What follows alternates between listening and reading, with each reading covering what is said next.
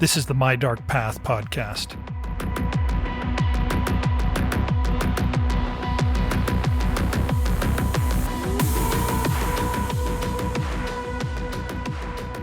The Capitol Hilton is a historic hotel in Washington, D.C. It was built in 1943, originally called the Hotel Statler. It sits on 16th Street, just north of the White House. The luxurious lobby was actually featured in the Oscar-winning 1950 movie Born Yesterday. I wasn't booked to stay at the Hilton during a recent visit to Washington, D.C., but I made a point of visiting anyway. I wanted to picture some of the public areas for myself, like that lobby, or the bar where Kendall and Gwen Myers came to have a drink on the afternoon of June 4th, 2009. They wouldn't have looked out of place here. They were a part of Washington's social elite. Kendall was a former diplomat who taught international relations and had a PhD from Johns Hopkins University. Gwen used to work on Capitol Hill as an aide to a Democratic senator. But on that spring afternoon in 2009, they weren't just there for an idle beverage. They were meeting a man they only knew as Hector. In April of that year, Hector had introduced himself to Kendall Myers outside his classroom. Hector had wished him a happy 72nd birthday, offered him a Cuban cigar, and claimed that he was offering greetings from an old friend. The old friend he named was a Cuban intelligence official, and Kendall took all of this to mean that Hector worked for the DGI, or the Dirección General de Inteligencia, the intelligence service for the communist dictatorship of Cuba. They met several more times, Kendall bringing his wife Gwen along, and then, at this meeting at the Hilton, their get-together moved up from the bar to a suite at the hotel for greater privacy. During their conversation, Kendall and Gwen confirmed out loud their long history of passing classified intelligence from the U.S. government to Cuba's. And that was all Hector needed to hear, because he wasn't a Cuban spy at all. He worked for the FBI. Kendall and Gwen Myers were arrested right here at the Capitol Hilton. For 30 years, they were known to Cuba's spy network as Agents 202 and E634. But after their fateful meeting with Hector, they became federal prisoners 323-487 and 323-475 on trial for espionage. Even as regular life happens in the big city of Washington, D.C., with regular people going to work, paying bills, raising families, there are other people, often in plain sight, following a dark path of secret meetings, spycraft, and even treason. Kendall and Gwen Myers walked that path for decades, while keeping up the facade of a wealthy, well-connected couple, a blissful example of the American dream. The story of their betrayal reveals the sometimes surprising reasons why people might turn on their own country. But even more interesting is that their most important piece of equipment wasn't some James Bond-style super gadget. It was a simple shortwave radio, something anyone could buy. Even in a 21st century world where digital technology connects the globe, there is still high-stakes espionage happening all around us every day using analog techniques. And by the end of this episode, you're going to learn how to tune in and hear it for yourself.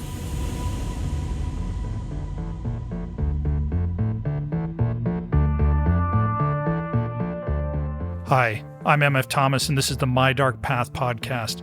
In every episode, we explore the fringes of history, science, and the paranormal. So if you geek out over these subjects, you're among friends here at My Dark Path.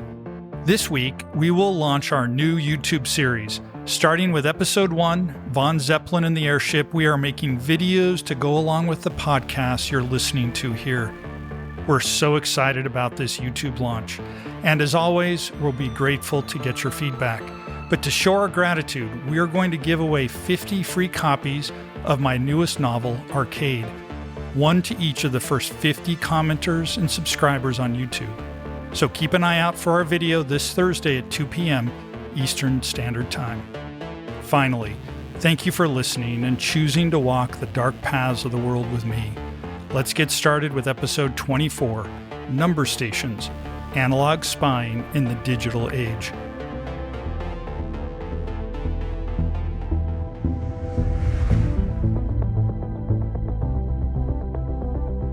Part 1. I've been immersing myself in stories about spycraft and espionage lately, as they're at the center of my next novel, Like Clockwork. It's coming out early next year, and unlike the speculative fiction in my other novels, this one is a straight-up modern-day spy thriller. I've had great fun writing it, and what was most remarkable to me in learning about the world is the human side of it all. Technology is only ever as useful as the people operating it, and people still have the ability to thwart machine intelligence even while squarely in its sights. And this makes sense in a way. The world of intelligence is dependent upon sources, and you don't always have the opportunity to train your sources in advanced technology and techniques. You need to keep it simple. The personal touch definitely made the difference in turning Walter Kendall Myers Jr. into a spy for communist Cuba. You'd never have imagined it to look at him. He was a quintessential blue-blooded prep school WASP. His great-grandfather was Alexander Graham Bell, the inventor of the telephone, and his home still had one of Bell's sofas among all the silver and other antiques. His neighbors described him as a witty, curious intellectual. He didn't read radical literature. He read the London Review of Books. He'd lived his whole life in and around our nation's capital, enjoying the kind of luxurious lifestyle and privilege that very few of us ever get to taste. And maybe the best example of this was his favorite pastime, sailing. His mother, Carol, taught him to sail on board a 55-foot sailboat in Nova Scotia, and as an adult married to Gwen Myers, their greatest joy was a 37-foot yacht they used to travel the waters of Chesapeake Bay. It was called the Helene, a $350,000 boat swathed in mahogany antique built by master boatmakers in Sweden. It seems hypocritical to the point of absurdity. A carefree couple flaunting their wealth, all while secretly betraying their country to a communist dictatorship. Did they really think communism was a better system? While we can never truly know people's inner motives, the study of spycraft tells us that turning someone into an asset isn't always about ideology. Sometimes it's more like a long seduction, stroking the ego, creating the feeling that you are an important figure in a mighty struggle. And for some, living a secret double life is a thrill all by itself. The turning of Kendall Myers, as far as we know, started as far back as 1978. It was a depressed and bitter time in his life. 3 years before, he'd been the driver in a car accident that had killed a 16-year-old girl. He wasn't found criminally responsible, but such a horror would stay with just about anyone. And in 1977, his first marriage fell apart. And his writings indicate a persistent anger toward his home country, an obsessive feeling that it didn't do enough to care for the poor and the sick, and that oil companies dictate policy in the name of profit. One of the great things about America is that anyone is free to criticize it, but this was not enough for Kendall Myers. While working at the United Nations in New York, he and 2 other employees of the State Department were invited to visit Cuba by a Cuban intelligence operative. He was on the island nation for 2 weeks. Was he wined and dined, seduced, persuaded that he alone could help save Cuba's people from starvation and poverty, which Cuba could blame on America's aggression and trade embargoes? Looking back at his career and published works, we can see some hints. He'd served in the Army in their security agency, where he received training in spycraft and was stationed in West Germany, listening to broadcasts from the former Czechoslovakia. Maybe he missed the excitement of espionage. He was also known in both academic and diplomatic circles for swimming against the current, offering provocative, iconoclastic theories about history and statesmanship. His doctoral dissertation even argued that British Prime Minister Neville Chamberlain was correct in attempting to appease Adolf Hitler prior to World War II.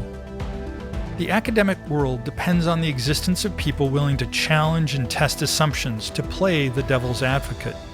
But the picture that begins to emerge of a well-read, well-connected expert in statescraft who had actual espionage training and a seething grudge against his homeland is one who would ping the radar of any intelligence service looking for a potential source.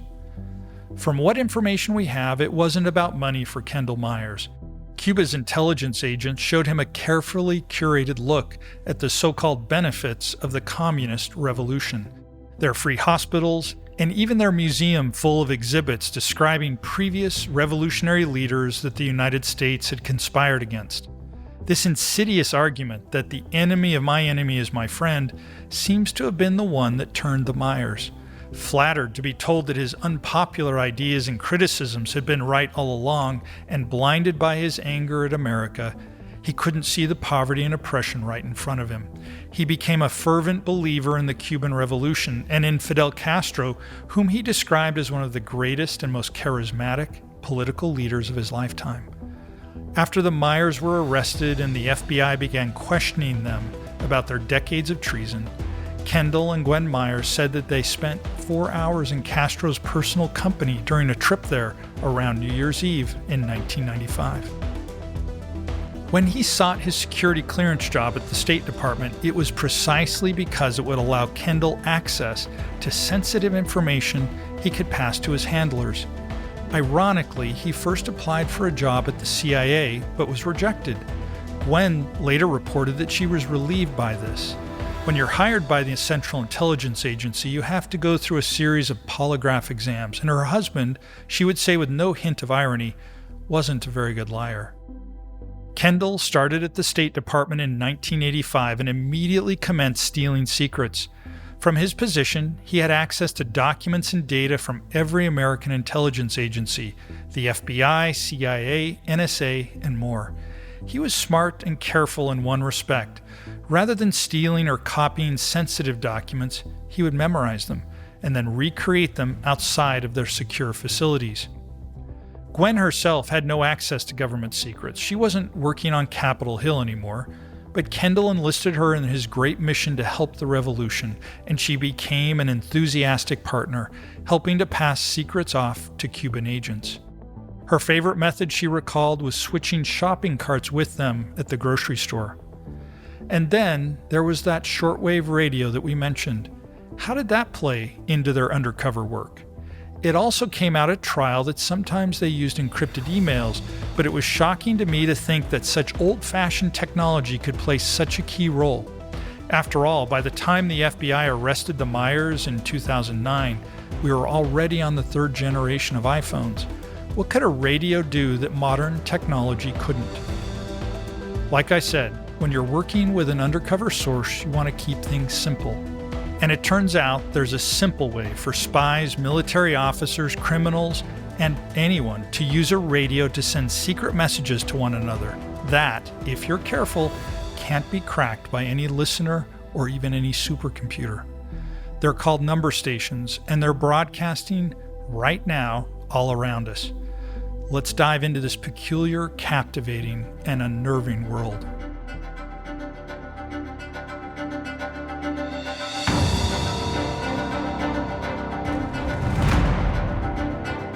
Part 2. In one respect, shortwave radio isn't secure at all. Literally anyone can listen in. Imagine trying to tune to your favorite radio station in your car and suddenly hearing secret instructions on where to retrieve a package. But in some espionage situations, this is actually useful. If you're trying to find the traitor in your midst by figuring out who a secret message is intended for, it's a lot harder to find them when the message could be delivered to anyone. And because the person broadcasting the message and the person receiving the message never have to meet when using shortwave radio, it makes it much harder for observers to draw a connection between them. A number station's broadcast usually comes in two parts. First, there's an identifier, a set of words, a piece of music, something recognizable. This is the signal that a code broadcast is coming. And then you hear a long series of numbers, either spoken or in Morse code. The message is hidden there. Now, number stations have been used at least as far back as the First World War. Here's an example of a real-world one in action.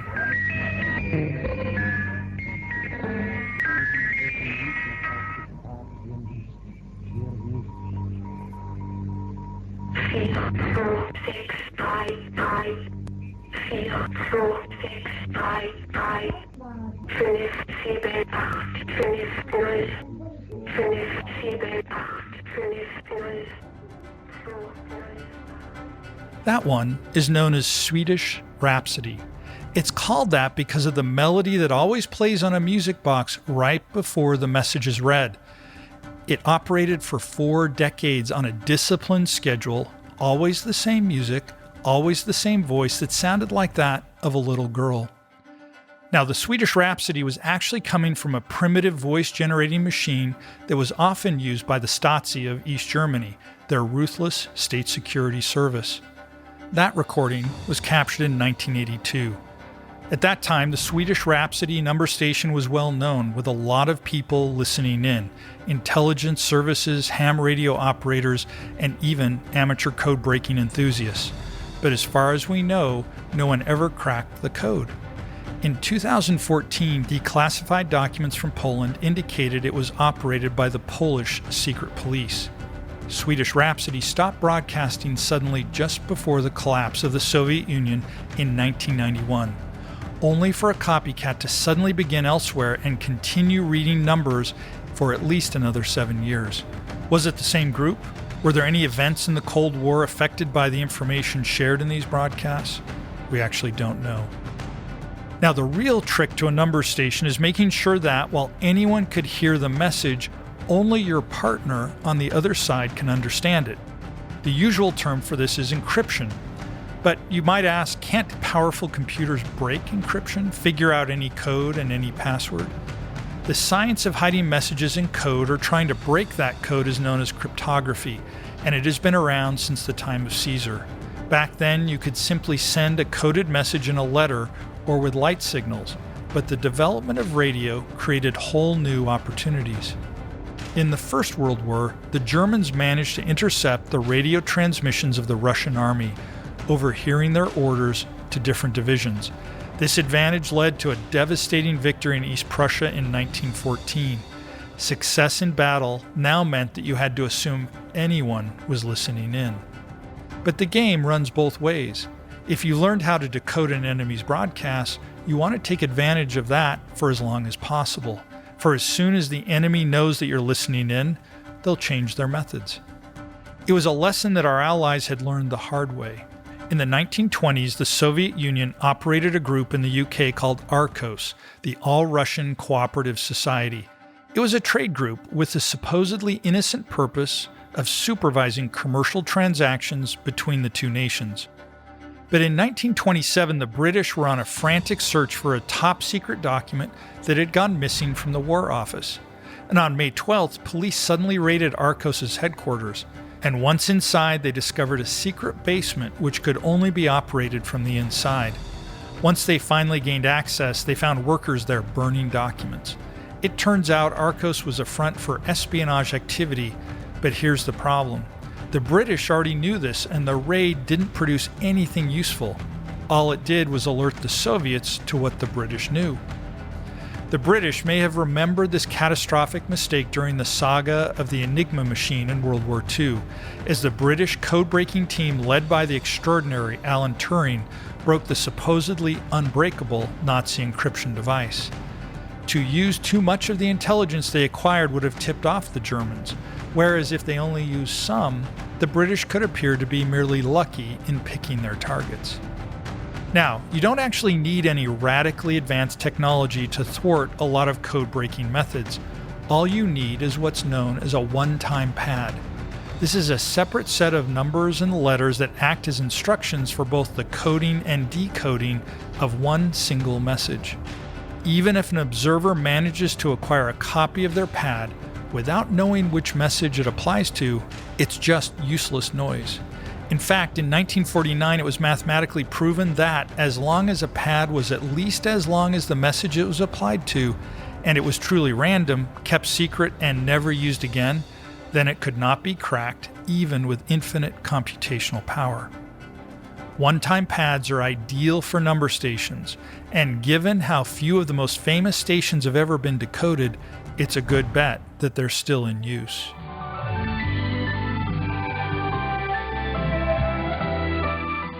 But number stations aren't just used for one-to-one communications between spies and informants. We recently spent 2 episodes discussing the dictatorship of North Korea and their involvement in a bizarre public assassination of Supreme Leader Kim Jong-un's half-brother. Here's a recording of a broadcast that suddenly emerged from North Korea just after midnight on July 15th, 2016. It's now known as the V15 Broadcast, and here's the musical prelude and just a bit of the coded message that followed.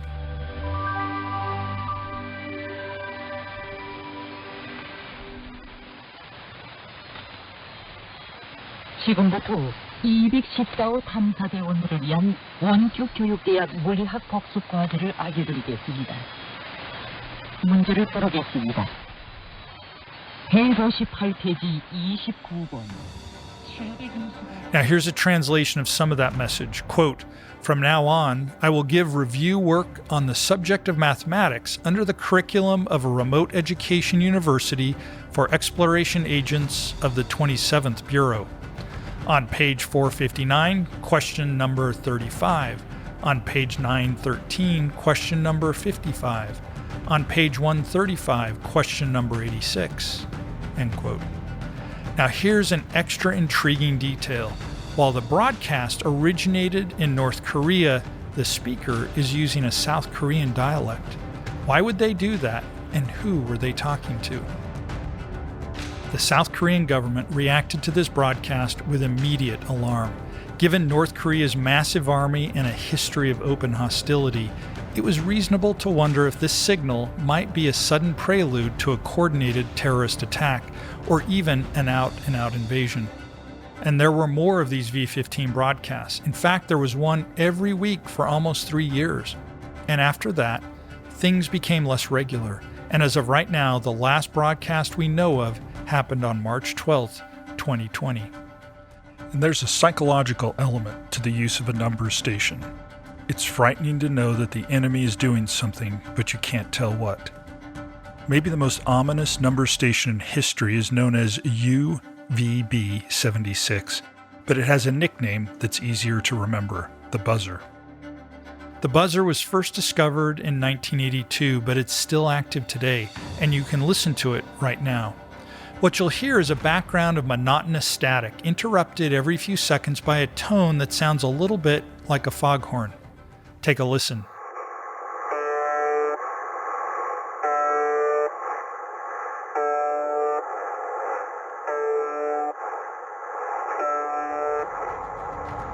But if you listen to this long enough, once in a while a Russian voice will come on, and here's a sample of that voice captured in August of 2010.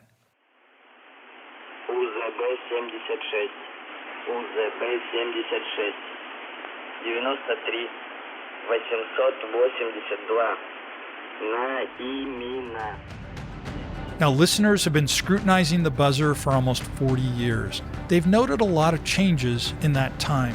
The first version of the signal was just a 2-second beep, repeating endlessly. But sometime after the collapse of the Soviet Union in the early 1990s, it changed to the buzzing noise we still hear today. And by that time, there was already an impassioned community of listeners recording observations and exchanging theories. What they figured out was that the buzzer wasn't a recording, it's a live signal, created by an active microphone being placed near a speaker. And if you listened keenly enough, you could actually overhear faint conversations happening in the room where the microphone was placed. There's something about this detail which is irresistible to the imagination. There's a real room with real people in it right now, somewhere on Earth, creating this signal. And after decades of paying attention, we still don't know what they're doing. Now, there's no discernible pattern to the appearance of this Russian voice. The buzzing will stop just long enough to read a short encoded message. And early on, these announcements seemed exceedingly rare, but it's possible there simply weren't enough people monitoring to notice them. Now, there are buzzer enthusiasts observing around the clock, and 9 years ago, a pair of explorers visited the closed Russian military base where they believed the first version of the buzzer was transmitted from. They shared some pictures and observations, and some of the details were ominous, like dark underground tunnels with toxic smells. Others were strangely mundane, like a small piece of crude graffiti, someone at the base seemingly insulting a coworker behind her back. And recently, a photograph was circulated from a Russian military enlistment station where a card identified the 4625 kilohertz frequency that the buzzer broadcasts on. Maybe this means that this is simply their equivalent of our emergency broadcast system, a fast, low-tech fallback for communicating with your army in a crisis.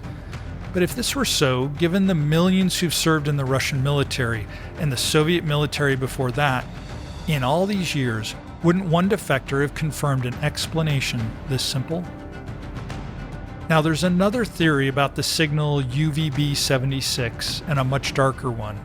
And in this scenario, what's important about the buzzer isn't what it's doing, but whether or not it's operational at all. In wargaming, they call this a dead hand signal. It's the ultimate failsafe in a world of nuclear weapons. If a country's leadership is suddenly wiped out in a surprise attack, a dead hand mechanism can trigger an automatic, full-scale counterattack. As a part of the brinkmanship that was constant during the Cold War, a dead hand would serve as a deterrent. Even if you managed to wipe out a whole senior command structure in one blow, all of the missiles would be launched anyway. I don't know if it's still taught in schools, but throughout the arms race between the United States and the Soviet Union, many tactics were designed around this concept, which was known as mutually assured destruction, or MAD. In 1983, Stanislav Petrov, a lieutenant colonel in the Soviet Air Defense Forces who was on duty at a nuclear early warning station, received a false alarm that the United States had just launched 5 nuclear missiles. He wasn't supposed to think about this. He wasn't supposed to examine the data or wait for confirmation. He was supposed to fire the Soviet nuclear arsenal immediately. All of these procedures were designed for maximum aggression to take any doubt and circumspection, any humanity out of the equation. But Petrov disobeyed his orders, delayed the launch, and then learned that they'd received a false signal.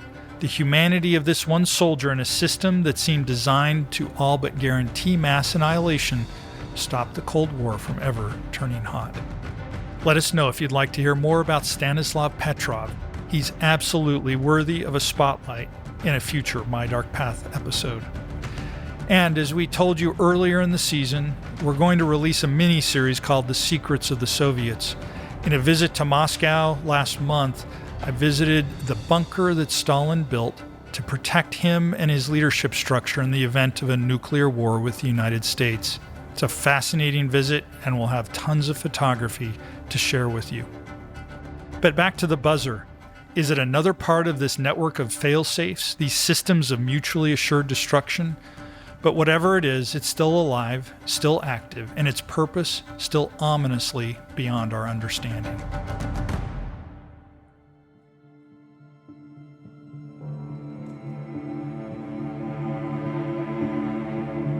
Part 3. The Soviets certainly weren't alone in the use of number stations for espionage. The United States ran a famous high-level informant using one.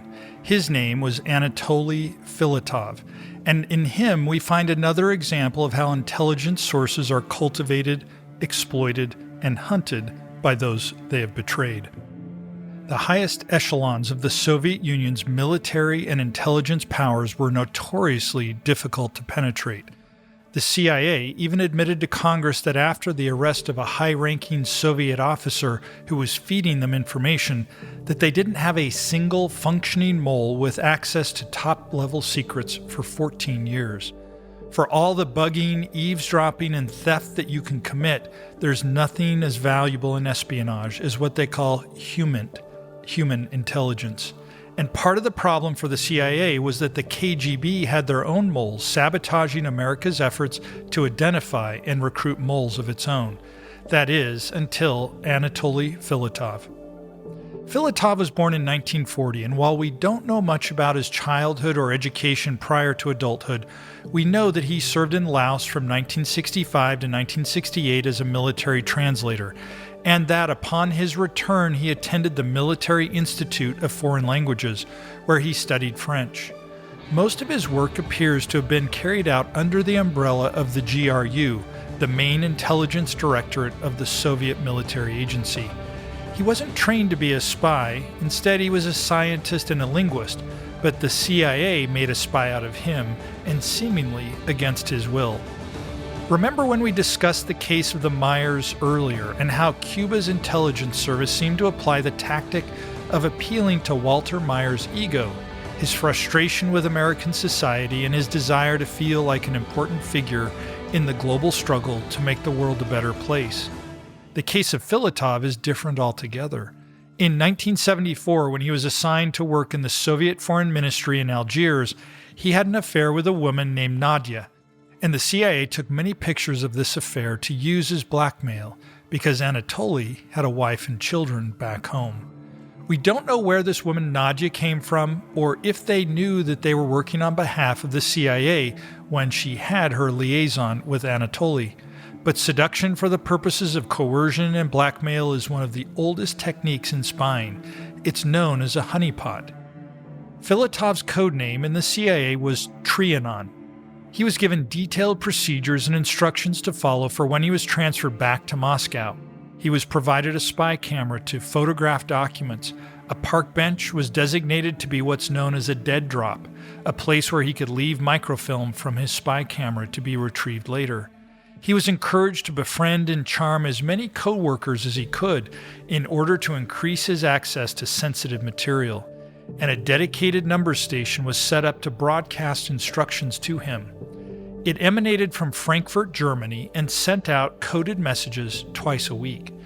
Knowing that their station would be overheard by the Soviet KGB, the CIA started regular broadcasts even before Philitov returned to Moscow, to make it that much more difficult to identify the intended target of their messages. Now, at this point in the Cold War, the KGB kept tabs on every U.S. citizen in Moscow.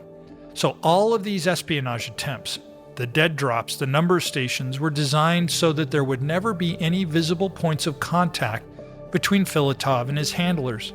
The pressure was on almost immediately. Less than a year after he started smuggling out information, the KGB had reached the conclusion that there was an active American mole with high-level access. They surmised correctly that the number station in Frankfurt was connected. They listened obsessively, and while they were never able to crack the code of these broadcasts, it still played a key role in discovering Philitov. They stepped up their monitoring of CIA activity, as well as anything going on at the U.S. Embassy. If known American agents got more active, they took that as a sign that there were stolen documents out there to retrieve. And on February 9, 1977, the KGB intercepted a package bound for the U.S. from Moscow. It contained a letter, a seemingly innocent one, written by a tourist contacting loved ones back home. But when the letter was chemically treated, an entirely different message was revealed, and one concealed by a complex code. Whoever this supposedly innocent tourist was, they had espionage training and knew Russian. Remember that sometimes it's more valuable in intelligence work to hide that you've learned something about your adversary. So the KGB let the package continue on its way to the destination. But suddenly, they had a way to narrow their search for the spy. They started looking for letters sent to destinations outside the Soviet Union on the days following a broadcast from the Frankfurt number station. This is part of spying you don't often see in TV shows and movies, the meticulous, often exhausting work of sifting through massive volumes of information with only a few clues to guide you. But incredibly, this was enough. The KGB was able to identify a post office where several of these coded messages had been mailed. Meanwhile, they were obsessively analyzing the handwriting of the letter, looking for matches among the signatures of government officials and officers. Their initial search found more than 2,000 potential candidates, and one of them was Anatoly Philitov, who was now working for the Ministry of Defense. He had no idea yet, but the net was tightening around him. A profile analysis was made of his personality. It described him as, quote, weak, dependent, and needy, end quote. In a system built around mistrust and paranoia, You can find reasons to suspect anyone. The Myers in America were anything but weak and needy, but they turned traitor nonetheless. But as the list of suspects narrowed and more attention was paid, Philitov was attracting more and more scrutiny. The KGB decided to bug his home. Now, this actually proved difficult as he lived in an apartment complex designed to be difficult for outsiders to enter. But when his wife and children left to visit her parents, the KGB was able to copy the main door key, and they infiltrated his home and rigged it with surveillance equipment. And with that, they soon had all the evidence they needed. Even though the number station had worked flawlessly, they still found their mole with brute force persistence and a few lucky guesses. Natoly Philitov was arrested on August 7, 1977, and under interrogation he told the story of Nadia, the way he was recruited by coercion, and how he was paid $40,000 plus 20 gold coins for his treason. And once again, the CIA was left without a high-level source in Moscow. The KGB had won this round. In 1981, the New York Post reported that Philitov had been sentenced to death by firing squad. But for reasons we still don't know, this never happened. His sentence was commuted to 15 years in a labor camp, and he only served part of it, as he was able to speak with French journalists about his experience in 1989.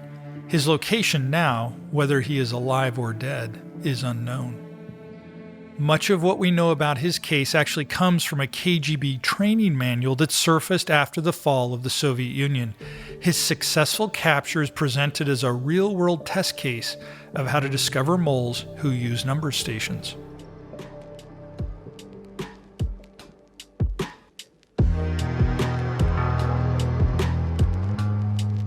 Part 4. Let's come back to where we started, to Kendall and Gwen Myers at the Capitol Hilton. Just like the Philitov case, they weren't captured because of the number station. Yet another endorsement of this remarkable technique for hiding communications right in the open. By the spring of 2009, the FBI had arrested a number of Cuban spies, and after interrogating them and analyzing their activities, they had high confidence there was a Cuban intelligence source with access to top-level secrets of our government. By this point, the Myers were semi-retired and enjoying their wealth, their social circles, and their beautiful boat. They hadn't even stolen any government secrets for a while.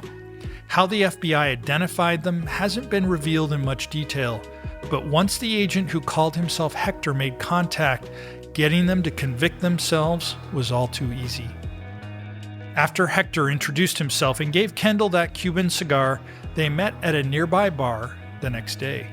Kendall brought Gwen with him, and Hector didn't ask them to steal any more secrets. It was a general conversation, asking them if they had any insight into how the new administration of President Obama viewed the Cuban government.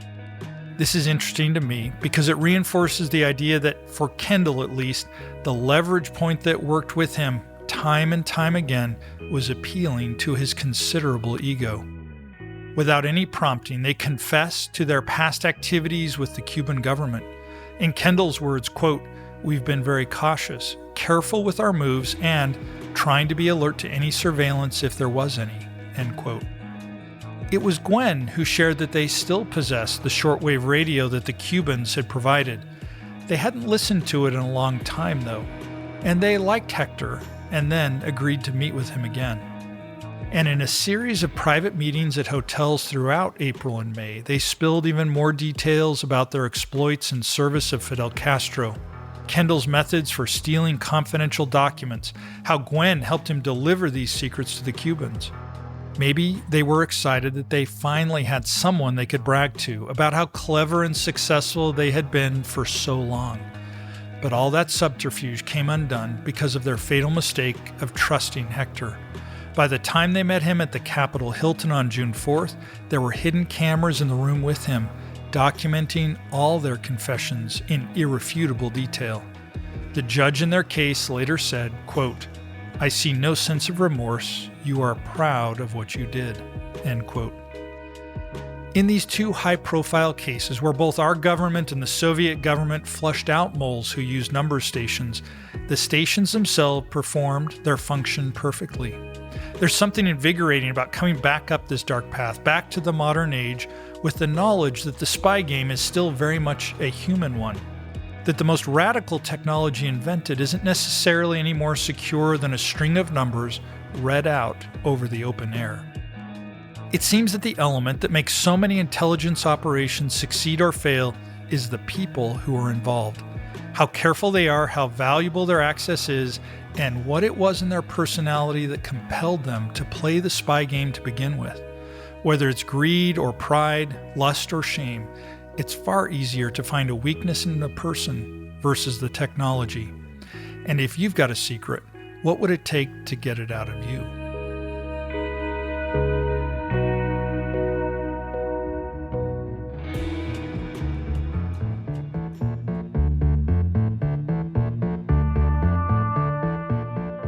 Thank you for listening to My Dark Path. I'm MF Thomas, the creator and host, and I produce this show with Ashley Whitesides and Evadine Hendricks.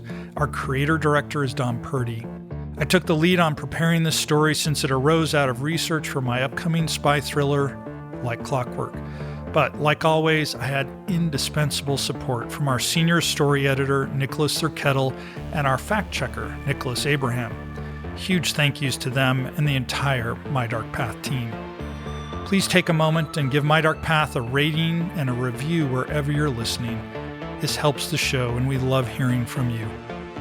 And don't forget to check out the start of our YouTube series that launches this Thursday at 2 p.m. Eastern.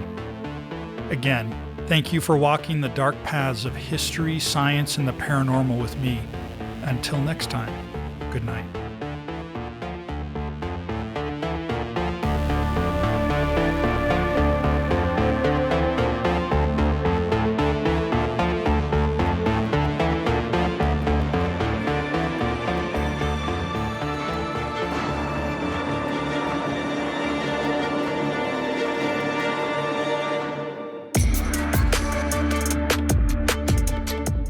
After this, there is no turning back. You take the red pill, you stay in Wonderland, and I show you how deep the rabbit hole goes.